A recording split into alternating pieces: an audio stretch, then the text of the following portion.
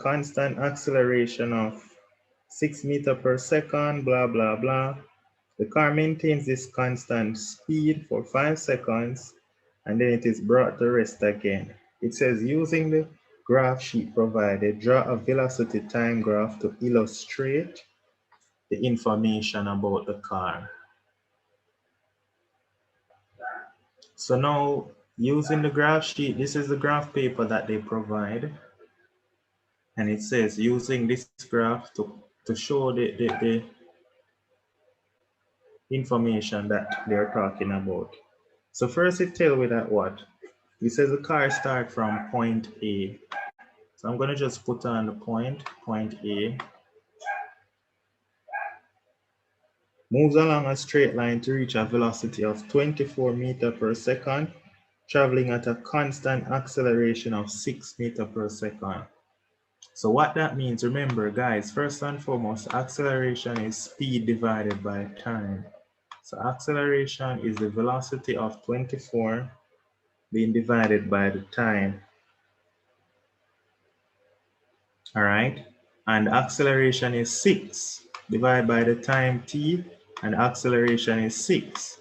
And so the time t must be 4 seconds. So t must be 4, t equal 4. If t equal 4, that means that when the time is 4, this is when the velocity is 24. All right. Then it says the car maintains this constant velocity for 5 seconds. So for 5 seconds, that means it goes straight to 9 seconds. Then what happened next? It says it is then brought back to rest by a constant acceleration of -3 meters per second square. So the car decelerate then. So the car decelerating, so -3 is equal to, let's find out the time that it takes. -3 is going to be equal to, the speed is now -24 over a time t, all right? So t must be 8. T has to be 8. All right, so it takes 8 seconds to decelerate. So that means it goes back to rest 8 seconds. So 9 plus 8 is 17. 9 plus 8 is 17, yes. So those are the points, all right? So now just to draw the lines connecting them now, it starts from rest to here. And then goes from here to here. And then goes from here to here. All right. Goes from point A. This is point A. Then go back to rest. Now here's what the question says. Using the graph, draw the velocity time graph. This is it. Then it says determine the total distance traveled. So now, well, let's work, not like to work it here, but let's just do it here since we're already on this screen. Total distance traveled is area under the graph, which is area of this trapezium. And the area of the trapezium right here, the area of the trapezium would be equal to a half a plus b times h. Half the sum of their parallel sides, so it's a half of 3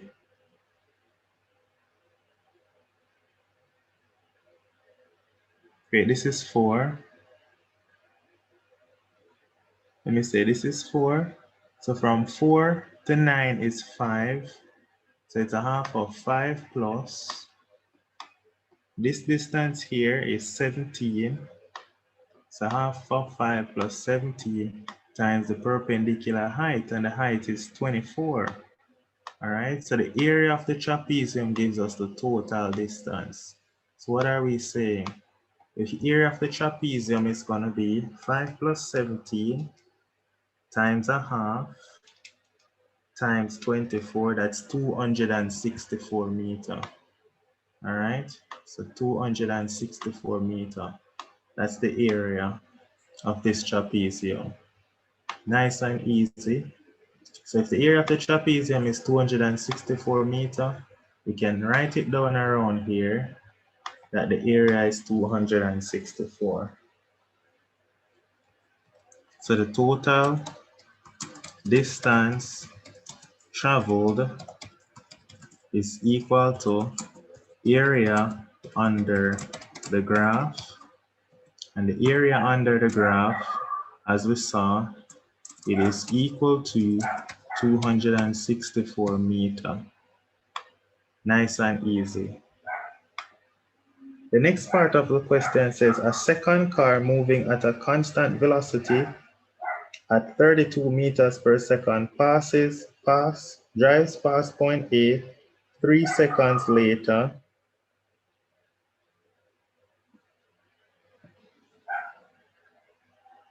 It says a second car moving at a constant velocity of 32 meters per second. So it's driving at 32 meters per second.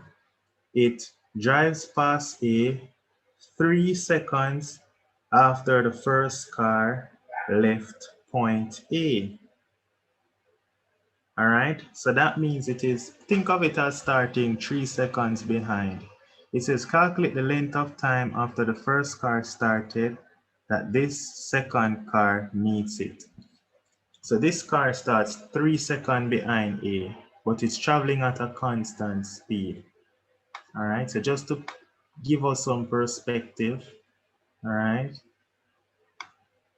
this is car A. I know it's a box, but think of it as car A. So car A is traveling and traveling and traveling. It's traveling to some point right here. All right, and in total, it's going to this point, and it takes 17 seconds in total to get there. All right, you have a car that starts somewhere here. All right, think of this as the first, I shouldn't really call the first car A, you know. This is the point A, but the first car is car 1. This is car 2. Car 2 is all the way out here, and it's driving. They're going to intersect at some point. We just don't know the point at which they're going to intersect yet. All right, but what do we know about this car? We know that the second car is traveling at a speed of what? The second car is traveling at a speed of 32 meters per second. All right, and so as I was saying,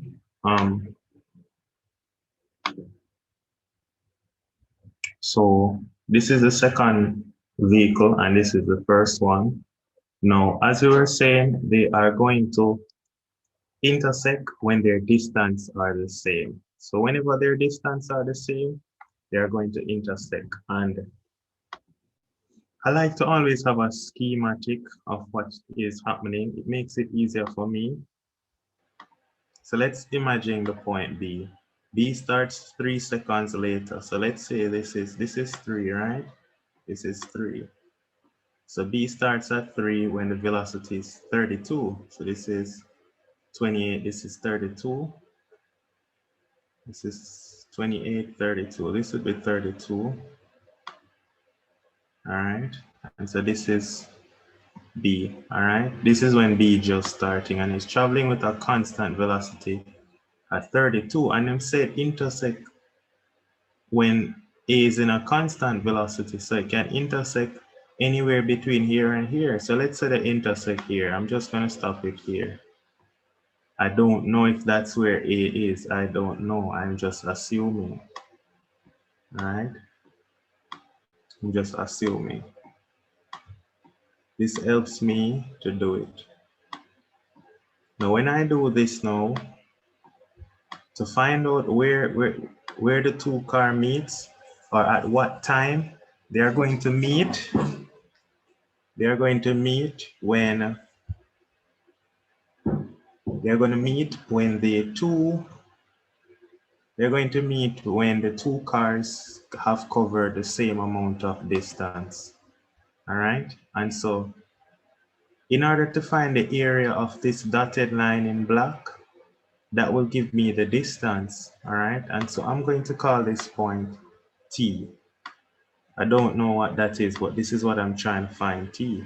Now distance, so the area of B is length times width, all right? So the area of car 2 is length times width. The length is of course 32. The length is 32. And the width is going to be T minus 3. So the width is T minus 3.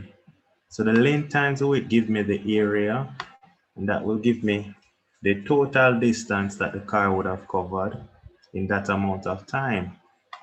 All right, so let's write that down.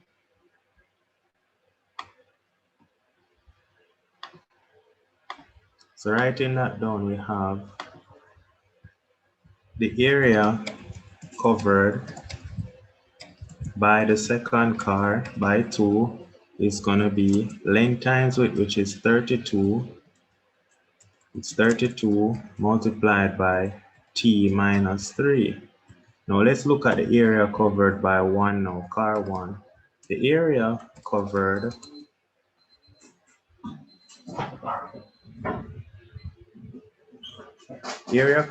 by car 1 is going to be, now the area covered by car 1, look how we're going to find the area covered by car 1. The area covered by car 1 is going to be the area of this triangle plus the area of this square, or some people just say the area of the trapezium. So the area of the trapezium, all right? Area of the trapezium. Area of trapezium is a half A. So this is the new trapezium now. So it's a half A. This green distance is A. This green distance is B times the perpendicular height. A is going to be from T to 3 is T minus 3. So this distance is T minus. Well, here to here is actually T minus 4. This distance is actually T minus 4. So that's going to be A. Then this distance is just T. All right. This distance is just T. And the height is 24. All right. And so the distance covered by car 1 at when they intersect is going to be a half. I'm going to write 0.5 for a half. A plus B, A is T minus 4, plus B, which is plus T, times the perpendicular height of 24. So the two cars, their distance are equal when, of course, this one is equal to this one.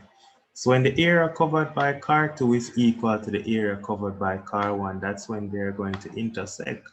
So we need to equate when the area covered by car 1 is equal to the area covered by car 2. All right, so they're going to be equal when we say 32 times T minus 3, when that's going to be equal to a half of T minus 4 plus T. T minus 4 plus T, that's really 2T minus 4 times 24. So let's go ahead and simplify this now. This is when they are going to be equal. So let's continue and work this out. So 32T minus 96 is equal to, now 24 times a half is 12, and so it's 12 times 2T minus 4.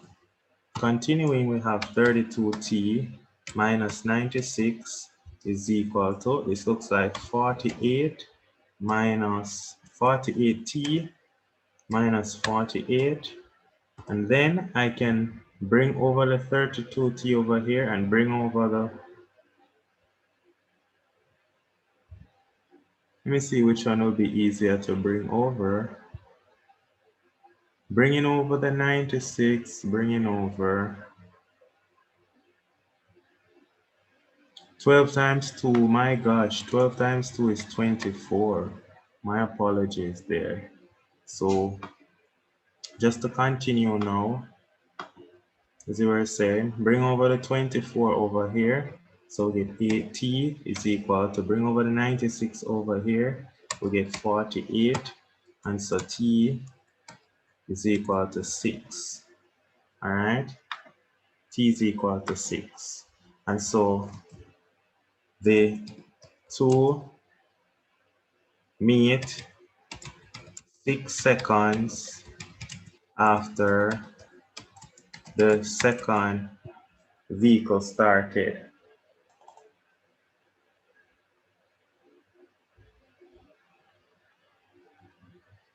So they meet 6 seconds after the second vehicle started.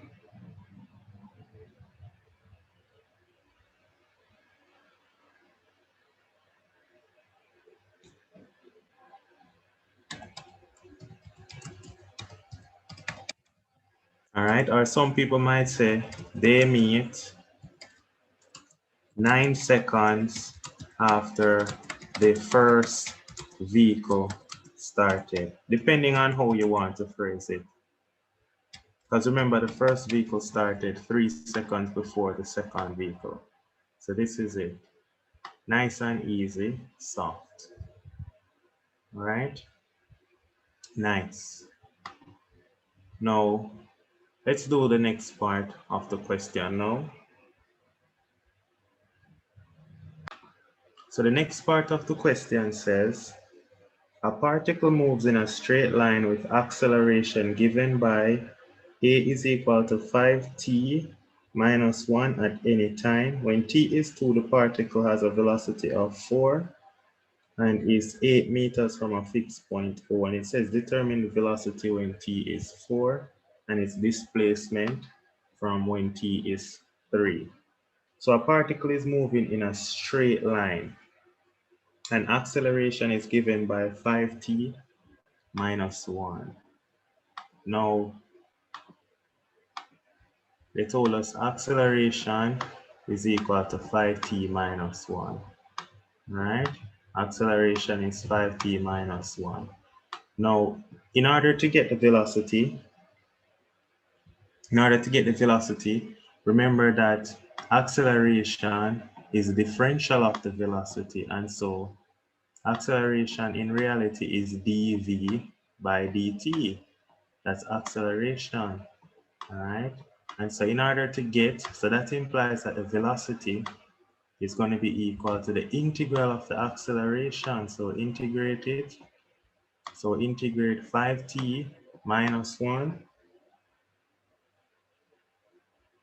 So integrate 5t minus 1, and that will tell us that the velocity is 5t squared over 2 minus t. That's the velocity, plus some constant c. This is the formula that will give us the velocity. All right, but here's what they said now. They said at any time when t is 2, the particle has a velocity of 4. All right, so when t is 2, so when t is equal to 2, the velocity is 4. So when t is 2, we can plug 2 in here. And so what we're getting is 4 is equal to 2 squared is 4. 4 times 5 is 20. 20 over 2 is 10. Minus t is 2 plus c. So what does that mean? 10 minus 2 is 8. 10 minus 2 is 8. And we bring over that, and so we're getting c is negative 4. So if c is negative 4, the formula for velocity, so velocity in terms of time, we can call it v of t. The velocity in terms of time is equal to 5t squared over 2 minus t minus 4. So this is the formula for velocity, 5t squared minus t plus the constant velocity c, but c is minus 4. Let's put our minus 4 right here.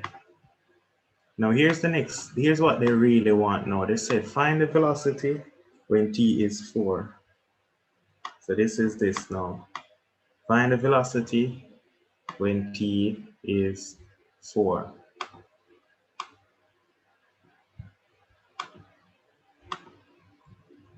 Now when t is equal to 4, we just need to find v of 4. That's going to be the velocity when t is 4. So v of 4 is going to be equal to, we substitute 4 here. 4 squared is 16. 16 times 5 is 80.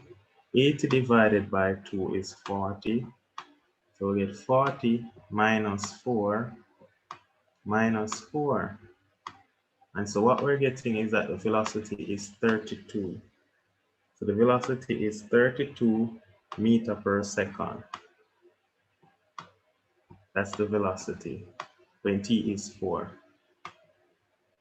What is the next part of the question? The next part of the question says, find the displacement from O when t is 3.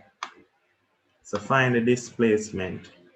Now displacement from the origin, displacement is the integral of the velocity. So we're going to integrate from 0 to 3 of the formula for velocity.